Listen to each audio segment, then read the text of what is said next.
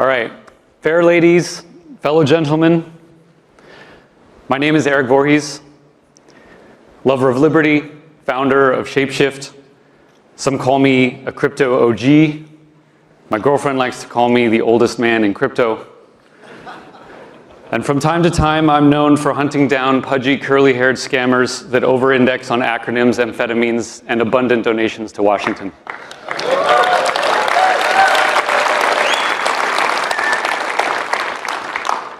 I was asked to give a little talk about why we're here, why we are in this industry, why we are in this place. It's an honor to have this opportunity.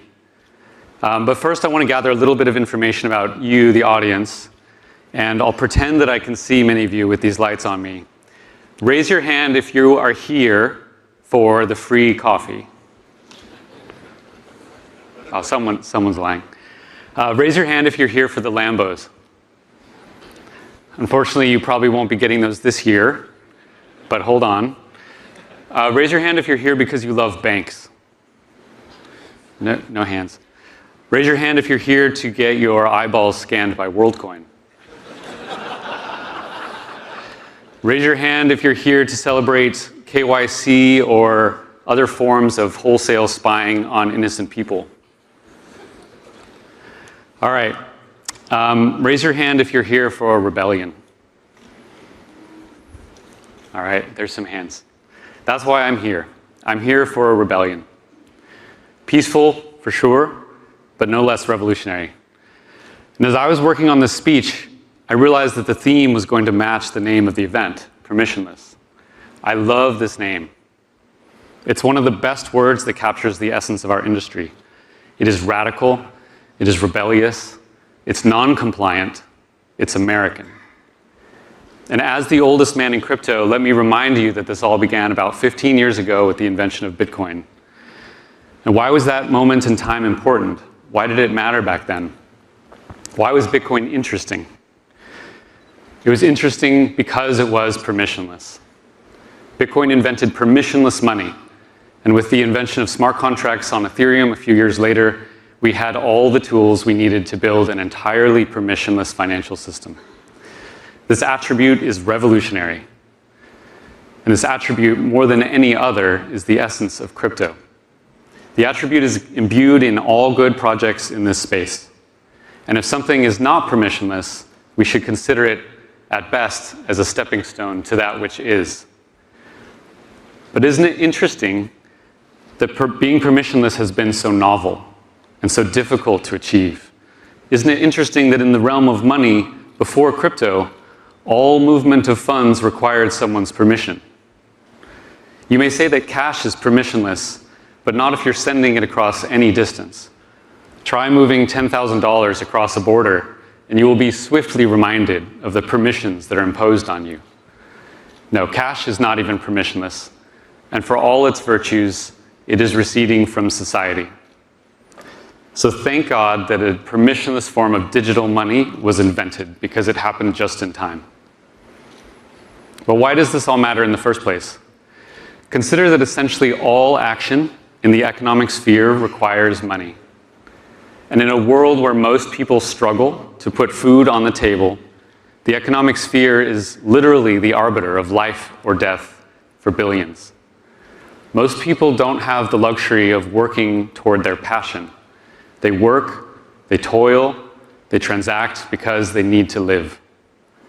Thus, money is fundamental to our human existence. And because of this, we should care about its quality, we should care about its character, and we should care who controls it. The permission is often subtle, but it is ubiquitous. Every time you pay with your card, you're being granted permission. It appears as though the permission is simply whether you had enough money, but in reality there is another, much more insidious layer of approval taking place. The bank, the financial institution, the government, numerous parties all along the line, strangers to you, people you will never meet, bless each of your transactions. And you don't notice because permission is usually granted. So long as you behave, citizen, the permission will be there. But if you require permission to spend and to trade, then you require permission to exist. So why do we accept this world in which you are free to transact only on the conditional approval of strangers? This, of course, is not freedom. It is subservience. It is serfdom. And that the chains bear lightly down in most cases should not lull us into forgetting that the chains exist. If they are tolerated, they will become heavier. Let's acknowledge that the laws restricting our affairs grow often and recede only rarely. Consider that the average man of 100 years ago compared to the average man of today, who was more economically free? 120 years ago, there wasn't even an income tax. Things were so radical back then that you were actually permitted to keep what you earned. You could even cross borders without one of those adorable books of stamps we call a passport. It's amazing that society could even exist under that kind of anarchy. And yet, without any income tax or immigration restrictions, America experienced the greatest period of growth that the world had ever seen. That society in which labor and capital are unpermissioned is the society that tends to grow the fastest. But some men love to plunder. The permission to keep what you earned and to move freely across borders was gradually retracted, wrapped always in appeals to collectivist propaganda like the national interest. Today, across all the taxes that you bear, half of your money is stolen by the state. But the state is just a set of strangers. So half of your money is stolen by a set of strangers. What excuse do you tell yourself to cope with such embarrassment? The permission to build your own life is being withdrawn by those who plunder you and tell you it's for your own good. So what prevents this trend from continuing? What prevents the man of tomorrow from even greater servitude? What force resists an increasingly permissioned existence? We do.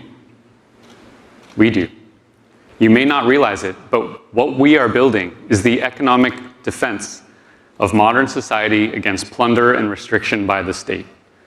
We are saying no to the perpetual encroachment of permissioned existence.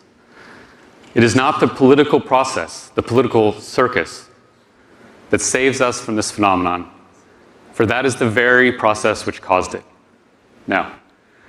As free men and free women, our salvation is our own responsibility. It is us. It is ourselves, our minds, our hands, and our decision to act, and we are doing so without permission. Permission is what the kindergarten child attains to go to the bathroom. It is not what the respectable man attains in his financial affairs. For if I may transact with you only by the good graces of those watching me from above, then I am something below. I am a subject. I'm not a man, but a child. But is a child even an appropriate metaphor? Children are generally loved by their parents. Do you feel similarly loved by the Central Intelligence Agency? Farm animals, perhaps, is the better metaphor. We've allowed ourselves to be treated like farm animals. We graze in the pen, we produce, we are harvested. But we can vote, however. Yes. We can choose who operates the shears. We can vote whether we want red or blue to rob us, and we argue endlessly over the preferable color. For us to surrender these many permissions, we must really respect our leaders. We must aspire to the greatness of these lords. They must certainly be of brilliant mind, of high character. They must inspire and guide us toward that which we could not achieve without them. Are these accurate descriptions of the leaders of the world? Are they men of impeccable wisdom? Are Donald Trump or Joe Biden such paragons of virtue, such incredible specimens of humanity that submission to them is in any way warranted? I look out at the political class, that legion of bureaucrats suckling at the teat of plundered wealth, with all their ornaments of authority, with all their hubris masked as confidence, with the inauthenticity of their smiles matched only by the absurdity of their ideas. and I find no reason to submit to the permissions under which they seek to restrain me. To such people, we owe nothing, but to humanity, we owe much. That's why we're here, and crypto is our rebellion.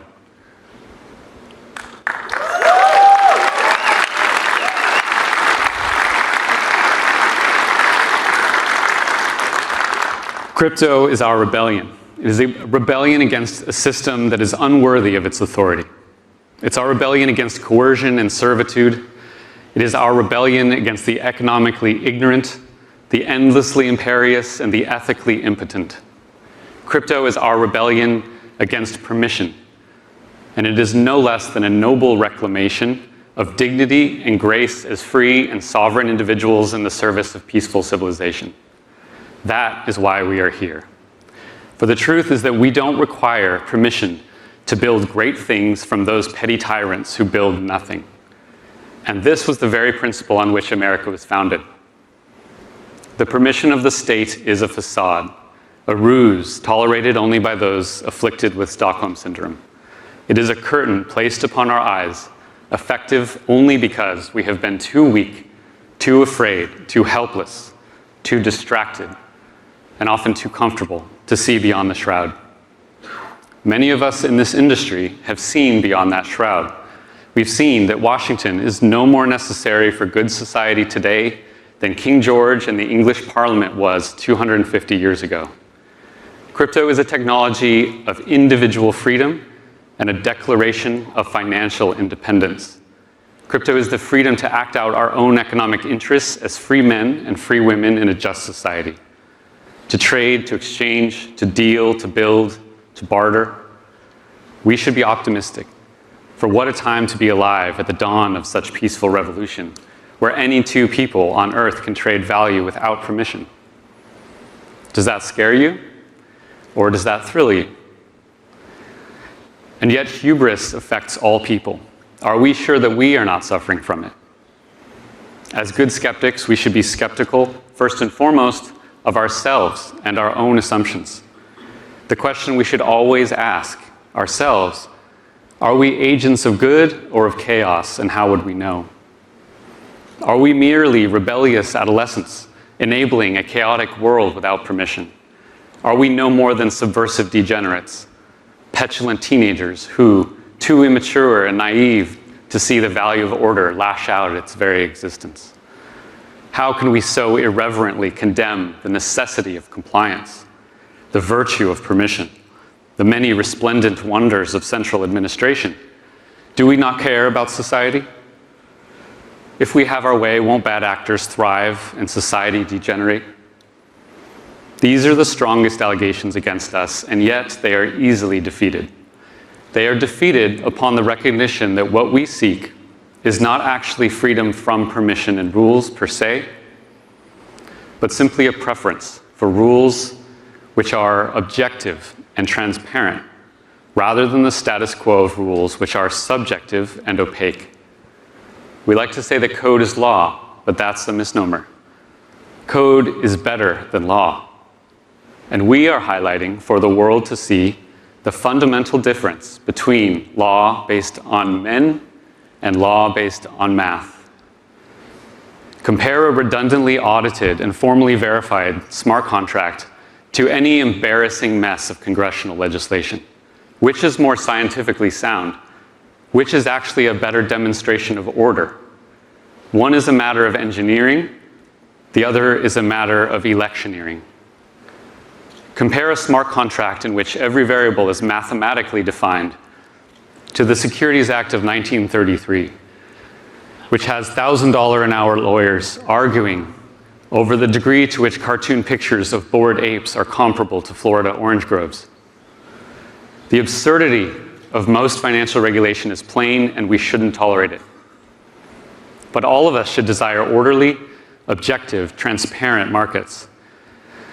And to all the regulators in the audience, before you send me yet another subpoena, consider that this is the common ground we share. We all want rules. We all want rules. Rules are good. And this is the most important point that I'll make today. The traditional financial system is built on the rules of men rather than the rules of math, and society can do better. The rules of men are formed through a political process, which all people acknowledge as fallible and often corrupt. The rules of men rely on highly subjective human language and leave wide areas open for interpretation. When it comes to enforcement of these already squishy rules, nobody can predict a priori which infractions will actually be enforced. Gary Gensler alleges that all tokens are securities. Okay, Gary, why hasn't the SEC enforced against all tokens? The most charitable explanation is that they are under-resourced. Okay, but that still proves the point that financial regulation as it exists today is subjectively and partially enforced. And if we care about orderly markets, how can we respect that? How can we respect that? Compare this to any smart contract, which enforces 100% of the time, and we can all know, a priori, how that enforcement will be executed. Uniswap's enforcement division is never under-resourced, and the rules by which it operates are objective and transparent. We don't have to suffer subjective rules in the realm of finance any longer, but instead of Uniswap winning the Nobel Prize for the development of orderly markets, they are persecuted by the very agency tasked with ensuring orderly markets. So you want to call us agents of chaos? You want to dismiss us as the destructive anarchists? We are the only ones building financial rules that are enforced 100% of the time. Code polices better than police. We desire strong rules in our markets, and any rule which can easily be broken is a weak rule. There is a law that I may not cross a border without declaring $10,000 in my pocket. Interesting. I can so easily violate that law that it's an embarrassment, the very definition of that word. The laws of physics, the laws of mathematics, the laws of code, these laws have meaning, they are powerful, they are consistent, they are worthy of respect. The laws of men, the laws of a DC regulator, they are comparatively pathetic from the perspective of consistent order, and they are an unfit foundation upon which to build civilization into the 21st century. No, man's law is at best highly fallible and porous. Perhaps it was needed once, just as we once needed the post office to send mail. Yet both the post office and the SEC still exist, vestigial and embarrassing, though I'm sure their budgets will yet again increase next year. Now compare the subjective laws of regulators, O rebellious adolescents, with the law of code. Compare the Dodd-Frank Act, that detestable tome, 2,300 pages long, which spawned thousands more pages across 400 new financial regulations, with Ave's lending contracts. Toward the achievement of orderly markets, which of these is more emblematic of an advanced civilization? Which is obviously the product of the 20th century technology, and which the product of the 21st. Compare the open source collaboration of crypto with the backroom dealings of DC. Which process of rulemaking is more noble and more virtuous? We are not agents of chaos, but agents of order. And while some may not approve of the systems of order that we're building, then again, no dinosaur ever approved of an asteroid. Do we care about society? Yes, of course. Deep in our bones, we care about society. Many of us are here because we see widespread economic injustice in the world and we want to help. We live amid society, we benefit from it, and we owe our efforts toward its improvement. But unlike any politician who mandates compliance with his ideas at the point of a gun, we are here to build peacefully, and we impose on no one. So do not let the status tell you that you do not care about rules or society. For you are building a superior technology for rules within society. And it is they, the politicians, the regulators, the leeching, plundering class of Washington, D.C., who should be praising your fine work in the realm of order and rulemaking. Compared to what we are building, they are the agents of chaos. They are the people printing billions of dollars and then pretending not to know where inflation comes from. For them to claim the moral or intellectual high ground in any matter of economics, is absurd. They could at least have the decency to get out of the way. To be sure, our enemies are numerous. There are many who find the idea of open, permissionless finance to be abhorrent, for they're used to controlling things that they haven't built, and now finally they can't. And for the rest of us, for those radicals who don't impose their opinions upon millions of innocent people by force, how optimistic we can be, how bright the light of opportunity shines for everyone who has discovered this permissionless Promethean fire. How much brilliant creative energy is captured in this single room. Yes, we endure seemingly endless setbacks and struggle. Yes, scammers abound. Yes, we are condemned by the system that we aim to replace. Some of us endure persecution, and all of us periodically pain. But friends, try to see through those struggles. Be grateful for every noble challenge that you face in your work, for you are alive and your work is important. Be grateful for this opportunity in front of you. Consider all those people in traditional finance, those cogs in the regulatory state who go to work each day with dead eyes and weak hearts. Their soul knows that they are involved in nothing creative or beautiful. They are involved in nothing wild or romantic.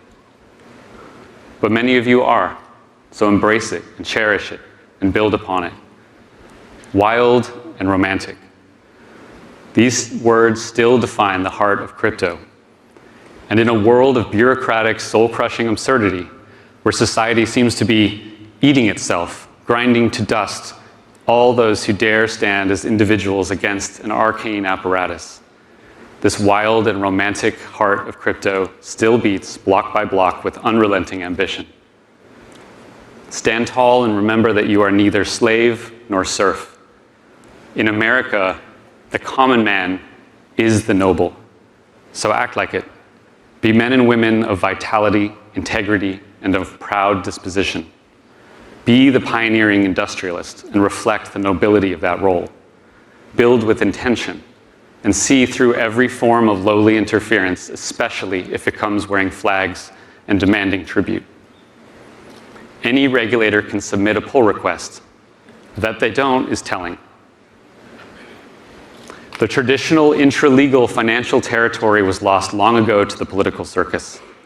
So now we venture into a new territory that we've built, extra-legal and permissionless. Here in this new land, west of the old, we admit only a subservience to moral virtue, to mathematics, and to the awesome power of open, composable, immutable code. In our audacity, we build things and force them on no one. And we have invented, not just on the clean whiteboard of imagination, but in the dirty cauldron of real engineering, the world's first and only transparent, objective financial system for all mankind. We built it without a dollar of tax money, and we built it without permission. Consider what it means to be in opposition to this development, to be opposed to objective, transparent rule sets and voluntary association among consenting adults, to demand the compliance and submission of peaceful people at the point of a gun. Examine those who act like that, and you will discover where those enemies of humanity so pitifully lay. They are done ignoring us. They're certainly still laughing at us, and they've obviously started to fight us. But we will win, ethical arguments aside, because man is a capitalist creature, and capital flows where it is respected. Like water, it flows where it may. And as the permissions of the fiat system constrain and strangle, so our open, decentralized alternative stands ready to receive it. True innovation is messy, sometimes veering in unhelpful directions and back again. But capital will flow to well-ordered, decentralized finance as water flows indelibly to the sea, and both will happen naturally, and both will happen without permission. Thank you.